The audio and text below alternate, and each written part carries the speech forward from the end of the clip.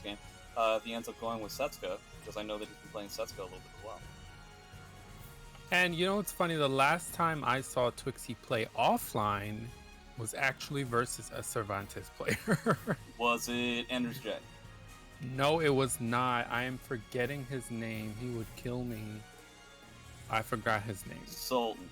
Airworthy. No. It's not like a mainstream Xander. Calibur player. No, Yeah, it's not one of those. It's he's my friend too. I know his real name. Oh, Clive's friend. I forgot this dude's name, but yeah, the last match I saw him in offline was versus Cervantes player. I don't know. I don't know if we can trust you if you can't give us the name. Unverifiable information. Curious to see if they'll want to do a button check, but this is not necessarily from the players, but in terms of the characters, this is a matchup that we've seen time and time and time again from Absolutely. Team DEUS members, Incendiate and Enders J. But I would imagine this is going to go wholeheartedly different than what we normally expect. And it's a lore battle as well. Can Yeah, never get sick of those. Yeah, both with gray hair. You know, so it really goes to show how old is Cervantes. Turns out, I missed you, my so something daughter. tells me that we're going to see a large obstacle course of buttons coming out from Ivy, as is her wont. And Cervantes not exactly the best when it comes to approaching tools. He's going to have to be very crafty with how he's able to get in. Or you can just run up and do a K2 and do a grab, so hey. Right, I mean, right off the back, Destro having no issue closing the distance, knowing that's what he has to do in this particular matchup. And let's see. Ooh, oh my god. did. Oh Yeah, my god. You Destro. always have to be worried about Destro. that against Servi for a reverse ring out. What a sequence from Destro getting the ring out against Ivy. My god. Okay, That has never happened to me. Oh no? Yeah, I remember Airworthy trying to do that against me in Winter World. It didn't go out so well for him, but I do appreciate the fact that Destro is automatically going towards things like K-Slide A to try and get away from a lot of the lows that Ivy's going to be trying to put out to keep you away. But I'm not entirely sure if he was doing it intentionally specifically to do that in that situation. So just as the first round was a landslide for Destro, it looks like Twixxie has already figured out some sort of a rhythm. Yeah, I mean, a lot of people sleep on Wild Rising A from Ivy. She does get a combo if she catches you sidestepping, and a lot of people, when she's ducking, they expect her to go for full crouch 1B, but she does have that Wild Rising A option. It's good for flipping people, so good play from Twixxie. Twixxie not really respecting the wake up from Cervantes, and that's a real fast way to get you killed. It's not particularly mix-up heavy, you just kind of have to like break the grab and block the mid. And it's also interesting that Twixxie hasn't done any command grabs yet. Oh, if that had been his CE, that would have been it. Yeah, he's been trying to land the command grabs. He's been inputting them. They just haven't been working out. So I think, and as we say that, Twixxie decides to shut us up with the first CS of the night. Hopefully not the last, or hopefully, depending on your perspective. So, gonna try to use his meter advantage against him. Okay, so Destro is getting a little bit ambitious with some of his basic tactics to get over and under some of these buttons. I feel like, I mean, you're gonna be eating a little bit of chip, maybe he's worried about the grabs, but I don't think you can go that heavy in for a read so quickly. Especially when that's the kind of damage that you're doing, like these K2s and stuff, like you're not doing a whole lot. And Twixxie's use of 3A hold from Ivy to create some distance has been really good, and it's been working out for him. Well, these off-the-wall things have been very successful already. Yeah, gonna have to use the second break, but Destro's got a lot of meter. Yeah, you might as well. At this point, I feel like just chip on things like A6B are gonna be enough, but he's teleporting all over the place, but doing it very slowly, which is not the way to go, and I think that's it, isn't it? This is not gonna kill. No, remember that Ivy nerf, which I'm still crying about. But yes, in the olden days, that would have absolutely killed. But current Ivy, her command grabs have been nerfed, so they don't do quite as much damage, and you see the result there. But Twixxie still taking game one. Let's see if Destro can make some adaptations to it. Honestly, I don't even think he needs to make all that adaptations. He just kind of blew that last round, which was real unfortunate. I don't think that's a ring out. I might be wrong. Ooh, just Yep, enough. ring out. But yeah, I think if he keeps it calm and collected, not necessarily going for heavy, ambitious reads when they're at like this kind of mid-range, then I think he'll be he'll have a much easier time. Now he is on the far west coast. There is a chance that he's having a tough time with the server. Ooh, and I mean, I don't know the input for that move from Cervantes, but it leaves you in crouch. That And was it. wow. Yeah, the auto GI is going to give him the potential wall bounce, but in this situation, a ring out. That was pretty great. You'll let me know which move that you were talking about, because I forget which one it was. I believe it's 2A plus B. I'm not sure. He gets a lethal hit off of it. Oh, 2A plus B, sure, yeah. Yeah, It's got 2A nerfed, plus it's, B. vertical now, yeah. Yeah, one of the things is it leaves you crouching, and I know, you know, for Cervantes particularly, that kind of leaves him at an advantage. Yeah, that's true. His literally every single wall rising move is incredibly good. He's going for 1A in some of these situations. He seems very uncomfortable dealing with Ivy Soul Charge pressure, which is going to be bad news. And I also really wish that we were seeing a little bit more A6B. I think A6B is a very good move, especially in, you know, with the chip damage that you're going to be getting in Soul Charge. Yeah, but what we are seeing from Twixxie, which I really like, is he's been delaying 6-6B ever so gently, and that last round he was able to buffer a CS in between there, because you know if you finish the 6-6BB, she is -16, so I think that's such a great option. And I also think Destro should just grab more. Twixxie has not broken any of those grabs yet. Now that being said, some of the grabs have been ducked, which has been a cause of probably a lot of frustration from Destro. We didn't get our AA punish on the wall rising B. But yeah, it's looking like it's going to be pretty tough. Cervantes technically only needs one hit here. A little bit too ambitious yet again. I feel like some of the spacings when it came to the mid-range, anytime they were in a mid-range 2 to 3 character lengths away from each other, Twixxie was in full domination mode. Not to mention when he was in domination during the Soul Charge. So that's what ended up happening, I think, overall for the set.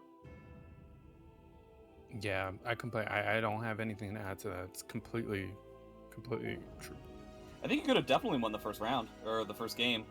He had a gigantic meter advantage, but then he was teleporting all over the place, trying to get Twixxie to get weirded out, and then he ended up doing that super slow teleport, which allowed Ivy just to punish with whatever she wanted. And that spelled doom for the last game, but he had 2 bars. He could have just done A6B over and over again and gotten the chip damage, and I think at that point, he would have just been in deep yellow health, and you could have just ended it that way. I think that would be the safer way to go about it. Yeah, I do think the first round was his best. And as you said, I think he could have done more. But as you was pointing out, I think he just seemed really uncomfortable with some of the things that Ivy was doing. And I think Twixxie just picked up on that, and he just kept doing what he was doing. And I just, that delaying the 6-6B and doing the CS off of that buffering, so good. Like, I'm heading into the lab to practice that immediately. Well, don't leave so soon. You still have commentary to do. Well, the next time I have a moment. Okay. Next matchup is going to be Slytiger versus Yoshi6. All right, Yoshi versus Talim. Definitely something that we've seen a lot. We are definitely going to be seeing a majorly different kind of spacing game from these characters. You know, Ivy versus Cervantes, you're looking at a 2 to 3 character length difference between them, and like fighting in the mid-range. Neither of these characters are going to be going for mid-range, though I would say that out of the two, Yoshi has like the bigger buttons that are going to keep Talim away if he so chooses. Also, I think the names need to be reversed. Yep, Yoshi6 is on the left, Slytiger on the right. I need to get one of those buttons where I can just immediately switch the names on my stream. I think that would be really good. But you know, Slytiger has been he's been playing well in the Boom 90 League. and you know, very competent Talim player. And I've seen him, having faced him personally. He can deal. He can deal with being kept out per se. But I do think Yoshi has the randomness to keep Talim, I don't want to say honest, but keep her on her toes. But Talim also has shenanigans too. Yeah, I mean, the fact of the matter is, Yoshi is faster. Talim is typically a character where you kind of get surprised by the fact that she doesn't have an I-10. So I wouldn't say that, like, the keeping out portion of it is going to be that big of a thing during this matchup. I think Yoshi could potentially pull something like that out, but for the most part, he's going to be perfectly fine just, like, going through stuff like this. Yeah, the reversal edge isn't really going to do anything to a character that can have freely available break attacks with the use of meter, so that's going to give the first round to Yoshi. Yeah, and I'm sure Slytiger has taken note of that, because Talim is one of those characters who has the ability to RE cancel. Best one. That's obviously going to be a big factor in this matchup. And overall, Slytiger is getting some good pressure, but not necessarily, just in terms of like guard damage and stuff, not necessarily getting the damage. I think overall the Vortex is heavily in Yoshi's favor so far. I'm not really sure what Slytiger could be doing differently in order to get out of this, but hey, it doesn't look like he needs to do anything different. Eventually, right, I'm about to say, I mean, it's working out for him. Again, he's running in. He's not giving him too much space, and that's exactly how he needs to do this, and Talim is perfectly equipped to just keep that going. But Yoshi 6, you know, he also plays a really good Yoshi in terms of like being in your face, being aggressive, and he's good at punishing as well. But I'm seeing he's trying to go for some of these frame traps, and Sly is just not falling for it. He's also trying to hesitate a little bit more and just let Slytiger kind of kill himself. It's sort of working, sort of not. I very much appreciate that choice. Knight, oh man, he didn't get rewarded for correctly figuring the reversal edge. Okay, so he ends up winning the round. If I was Yoshi in that situation, I would have been mad upset if I were to have lost that round, because he called that reversal edge appropriately and just didn't reward him heavily.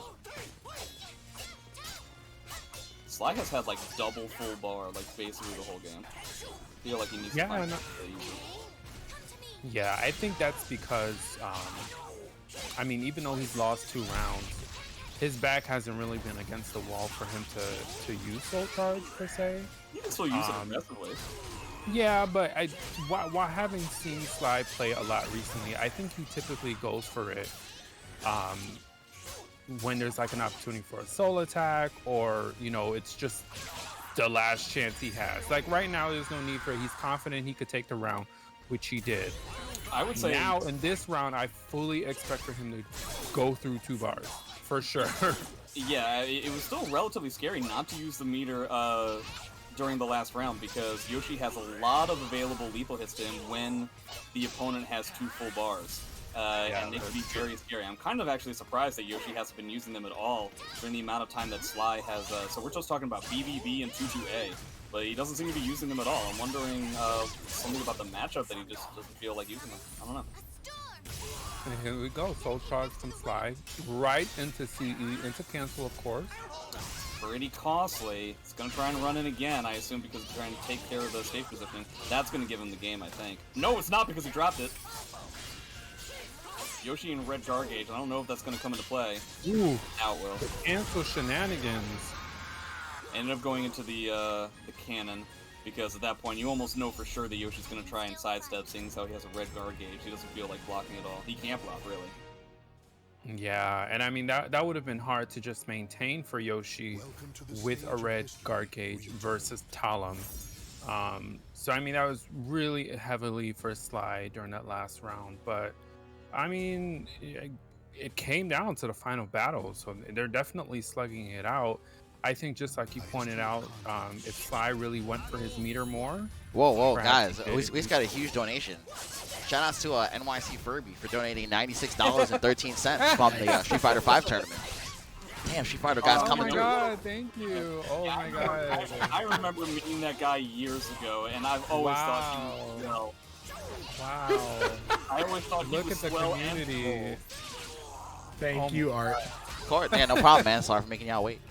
I should start doing that if I ever have like a match arena thing on my stream, just being like, oh man, look at this, and just do like $50 donations in like half-hour increments, and I'm like the only one donating. I should do that. Heavy ring out stage this time around. I think it's definitely in favor for Yoshi, but I basically think that about every stage. These reversal edges are definitely working out for Sly. Yoshi isn't necessarily reading them as well as he could be. And that's not going to be a ring out, but it's going to give him a good amount of damage. Have to make sure not to get reverse wrong out. I appreciate walking back. Sly is definitely about the reverse ring out. Ooh, and a Dragonfly, I believe that was Dragonfly A to take the match there. And I mean, I like what Sly is doing. He's not being overly, he's not doing too much. He's playing cautious. And finally, you know, getting a full RE sequence. I mean, he didn't get anything off of it, but thus far that he's been letting go for the last hit of Yoshi's string there. So unfortunately, one place where Sly is not playing very cautious is when Yoshi's on the ground, and he's already gotten 2 Brave Edge combos to boot, and he ends up taking that round. But I think, like, were he to lose against Yoshi in this round, it would be because he was getting a little bit too overzealous while Yoshi is prone on the ground, just rolling around, fishing, trolling for that ability to just wake up with a button and sap the momentum away from him. But he's getting these reversal edges really easily. A lot of damage here. He's not necessarily going to have to use the bar. Because if Sly spends his bar, that makes sense because he's going to get a bonus one if he were to lose this round. Oh, and I mean, the Soul Charge is really working out for Sly. I can't believe Yoshi hasn't spent any bar yet. He's being so greedy. Trying to go for that ring out. Ooh, fantastic catch out of the air. Man. If Yoshi had gotten hit by either of those hits, Sly would have gotten a reverse ring out for the game. Oh, nice avoidance by Sly. Nice block and fantastic punish. 1 bar to 1. Okay. Going into the Soul Charge. Is Yoshi going to spend it back? Oh no! That takes him right out of the sky. And every time Sly has gone for Soul Charge, he has done the same sequence. That last hit of that string, actually the last 2 hits, she goes into low-high. That's like Talim 101, you know? And Sly did not go for her mid version of that string in Soul Charge. So Never had to. Right, it kept working. Every time he'd go into Soul Charge, he'd go into the AA, the high, low-high string. I'm forgetting the inputs here, but the last hit of that is totally duckable. So that's totally what won Sly this set, because I mean the adjustment just wasn't made. I don't know if Yoshi doesn't know that knowledge of that particular string from Talim, but that definitely caught him every single time. Yeah, one of the first rules when it comes to playing in a fighting game is that if you're giving your opponent opportunities to make mistakes, the second they start making mistakes, don't stop them. Don't correct it. Don't adapt to what you might think that a different player would do, were they to be calling stuff out. Like, if your opponent is not calling out the appropriate thing, just keep going with what works. So I think now would be a good time to take a short break, talk about the match arena, especially since we got that huge donation. Oh yeah, give me a second, guys. I was just trying to make some tweets. I didn't have it up yet, but I'll have it up by the next match. All right, guys. Anyway, guys. This is a community-based event. You know, as always, you know, NLBC Soul Calibur 6. You know, I like to say it's one of the marquee Soul Calibur 6 tournaments, and the viewers help keep it going. Of course, if you guys have a second, you know, make sure you help out this match arena. We do have a good amount of mouths to feed. You know, keep it solvent. You know, thankfully, you guys help us keep it solvent each and every week. You can use the promo code SAVE-NLBC182 to donate 50 cents to the prize pool free. You can check out the marketplace if you want an item. You can check out the special sponsor quest from Incendiate GG, Matcherino, and myself regarding G Fuel Tropical Rain. We have Twitter quests, as well as YouTube quests, as well as Twitch quests. Thank you to the top 5 donors. And I'm sitting number 1. Damn. Alchemist number 2. Beardly here number 3. Make some noise. And Palperator Plus. But we appreciate anybody that takes any time to use any of the promo codes or sponsor quests, guys. Now, a portion of these proceeds, like goes to the players. We give a portion to NYC Next Level. We try to cover the Cloud Parsec instances, and we try to hook up the commentators, guys. So your contributions are all greatly appreciated. Stage of history retold. Who do we have up next? So next up is Kashi versus Mindwolf. Thank you, Manta, for the $10. Hold on. Thank you, Manta. Hold on. Make some noise for Kashi. I'm being biased here. He's on my team for the Illuminati League. Shout outs to Kashi. Yeah, shout outs to Kashi for coming on my stream earlier today. I appreciate it. Stage of history retold. Kashi been doing work. Yeah, He's been Kashi really putting in the work. Mm-hmm. So it's going to be Kilik versus Raphael, it seems. Kashi with a ton of characters available to him. If he wants to go Mitsu, if he wants to go Mina, it really seems like if he had the choice, he would go with Raphael for now.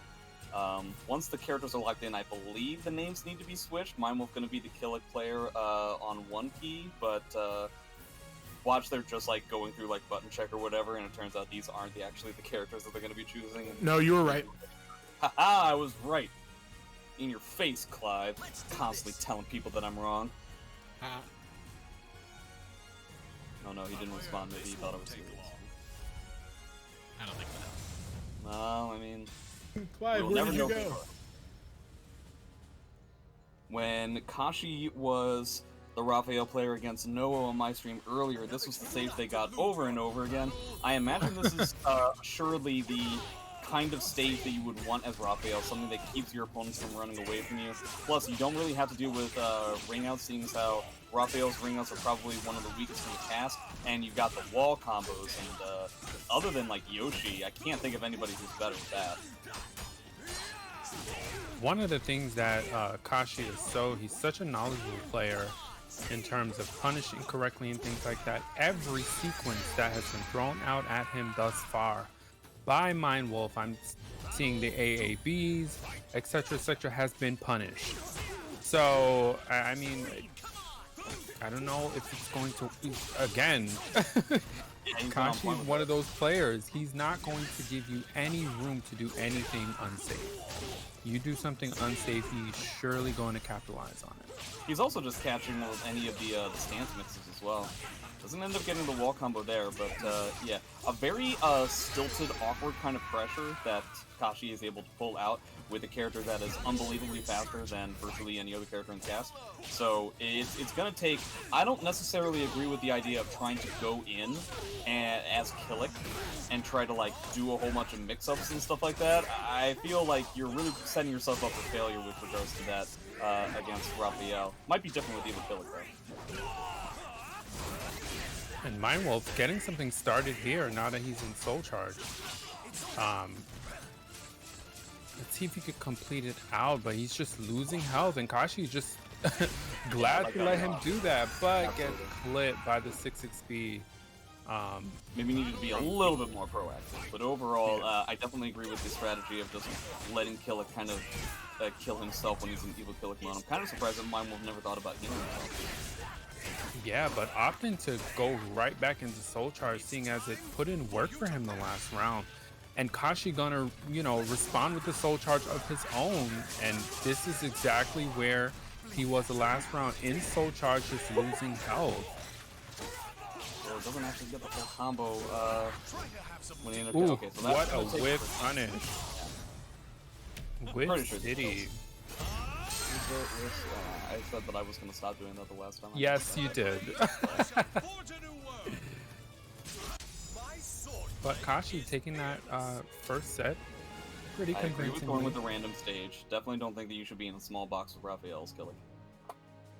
Welcome to the stage of history retold. Slightly bigger box. I don't know. I think Mindwolf has to play a more calculated game versus Kashi. Like the wake up, Kilik shenanigans. I don't know how useful that's going to be in this particular matchup, or really against this particular opponent as well. So he's going to have to stagger some more and really take some notes as to what is not working.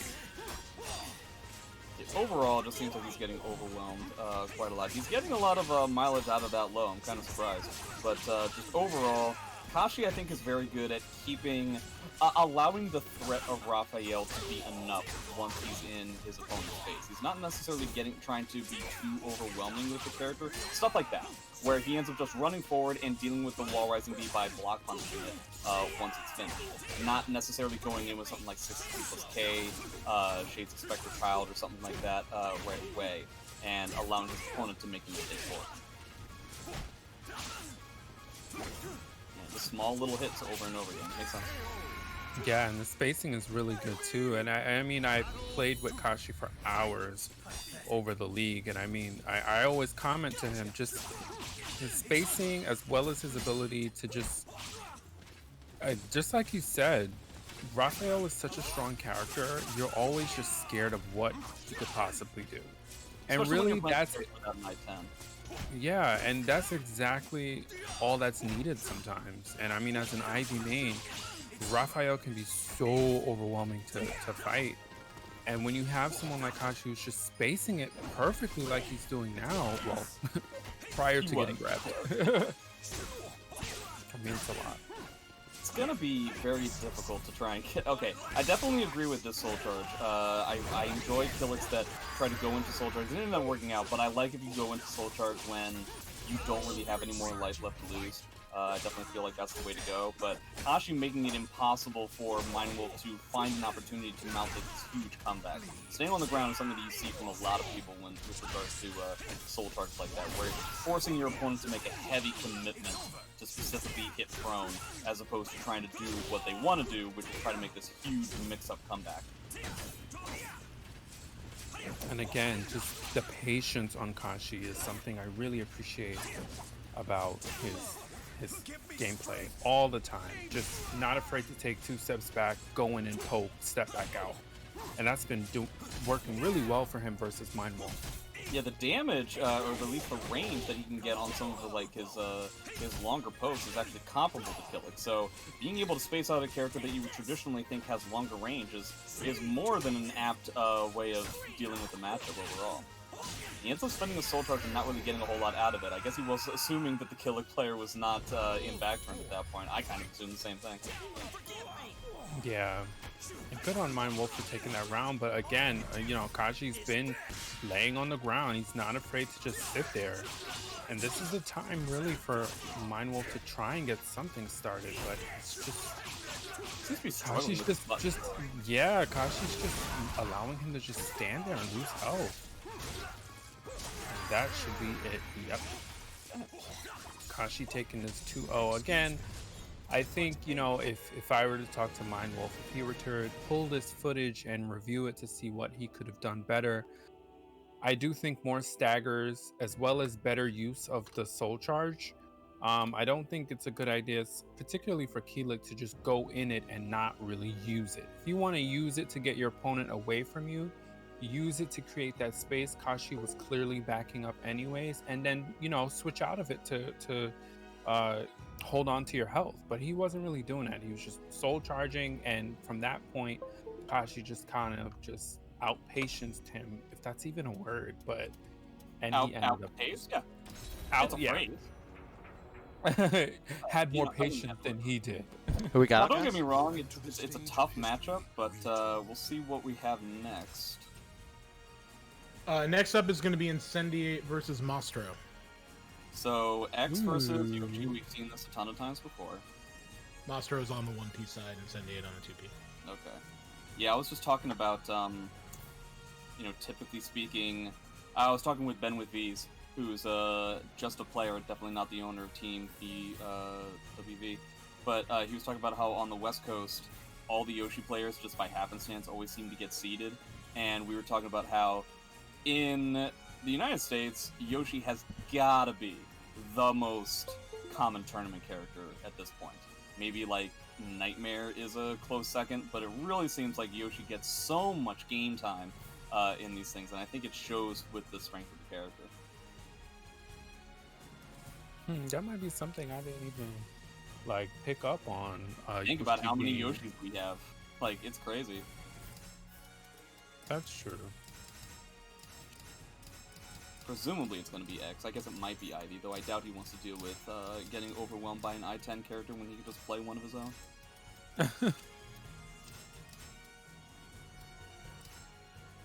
Already going over to X.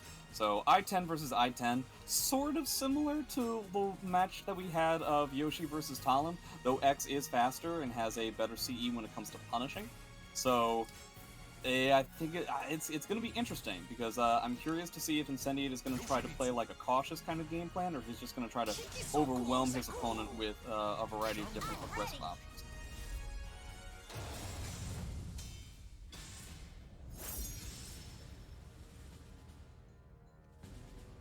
It's been quite some time since I've seen Mostro play, though, so this should be good.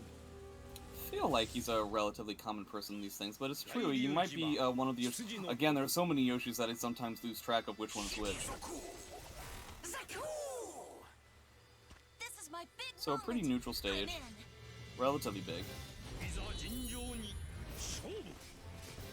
You always have to be worried about what stage you're going to be getting when you're dealing with Yoshi. Massive ring-ups, massive wall combos. Ends up with a pretty solid amount of evasion to get out of that situation. We ended up going for a wall bounce into a reset rather than trying to continue the combo. Ooh, that's not going to be... Yeah, he doesn't have a forward ring on that, I don't think. Oh, and Incendiate definitely showing he knows knowledge of this matchup, going for X's auto GI on Yoshi's 3BB attack, but Mostro not giving it to him at all. Not really punishing it either, though. Minus 16, so it's pretty important that you're punishing those. Otherwise, Incendiate's not going to have any incentive not to use it more often. Right, but is the 3B on its own punishable as well? 3B from Yoshi? Yeah. Or does he have to finish the string for it to be punishable?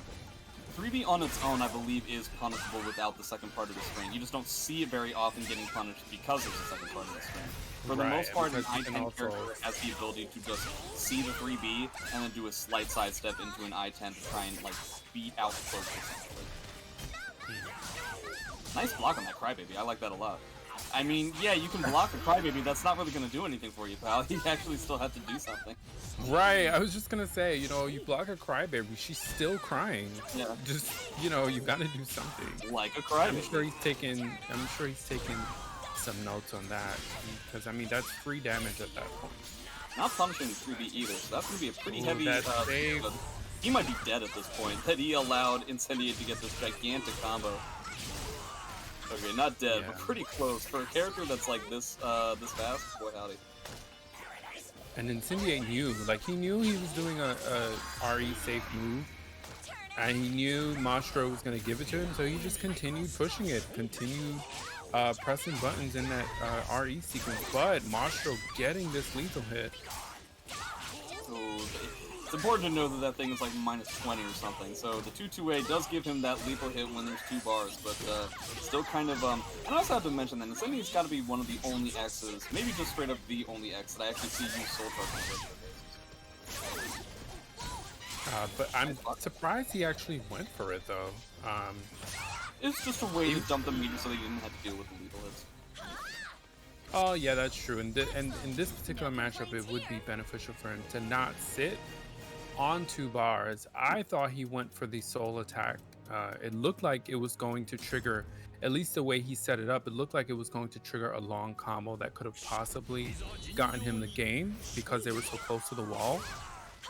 But yeah, that's a good point, that spending a meter would take away some of Yoshi's lethal hit attacks, at least some of those options. And Mostro's just getting wholeheartedly overwhelmed here at this point. Not really sure what... Again RE.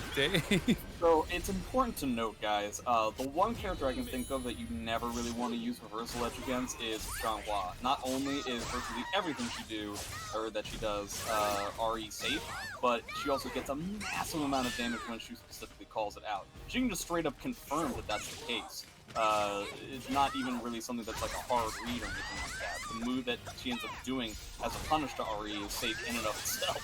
So I don't know, it's a little bit of a too heavy a panic to go for something like that. Yeah, and it looks like she also gets some sort of lethal hit off of it.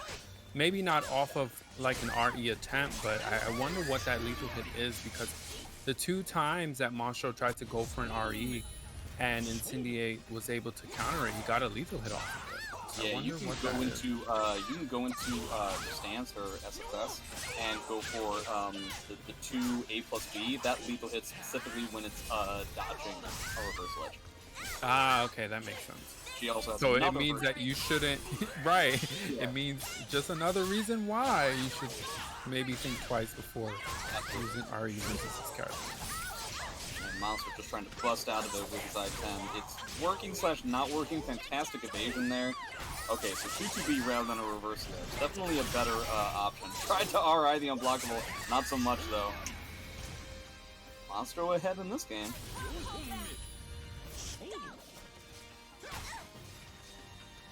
Right, looks like he's gonna play a little bit more patient. Yeah, we've also seen X's 3B go unpunished for the whole time. Wow, that's still trapped. How rude.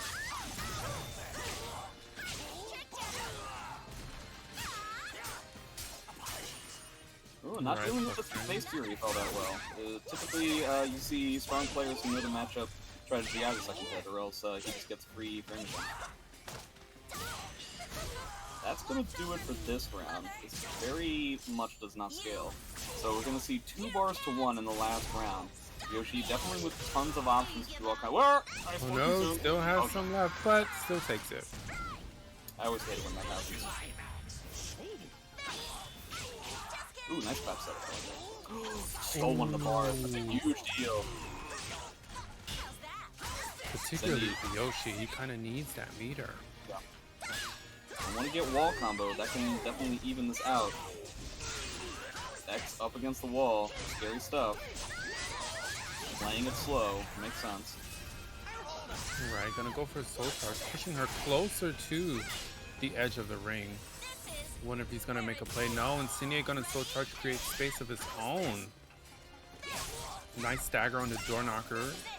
Clearly showing he doesn't want to do that whole string. You conduct the rest of it. Oh, that was a fantastic call. That's going to be game. So Incendiate definitely Whiz pulling up the Kitty. clutch on that last round. Very, very solid stuff. Seemed to be having a bit of a tough time with some of his inputs. Seemed like he was whipping in certain spots. We were talking about that soul attack that he had in the first round, where it seemed like he was setting up for a gigantic combo that ended up turning into nothing. So a little bit jittery, maybe having a just, not warmed up yet. But, he's still in winners. He'll still have time. Mm-hmm.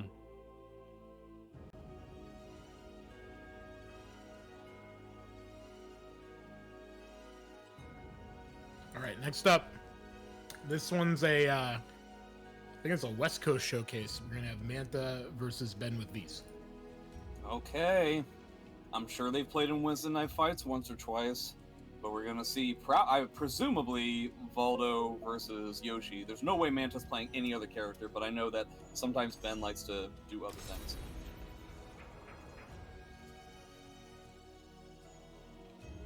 Welcome to the stage of history retold.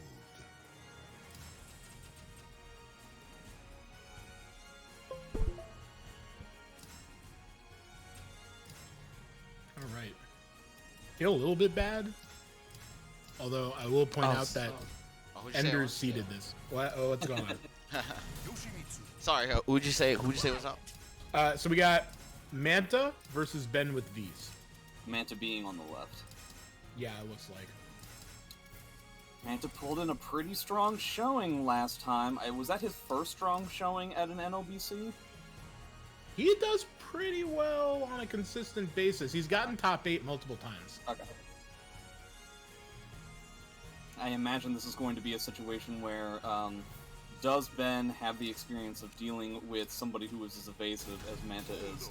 Because it seemed like there wasn't really anybody around for the last time that felt fully comfortable trying to pull off any sort of pressuring. Considering the fact that Yoshi is a Vortex character, that could be a pretty big deal. Not getting actual Oki and stuff means that you're just kind of going poke for poke with Valdo. And if that's the case, Yoshi could potentially lose, despite the fact that we're looking at one of the best characters in Yoshi currently in this meta versus one of the worst.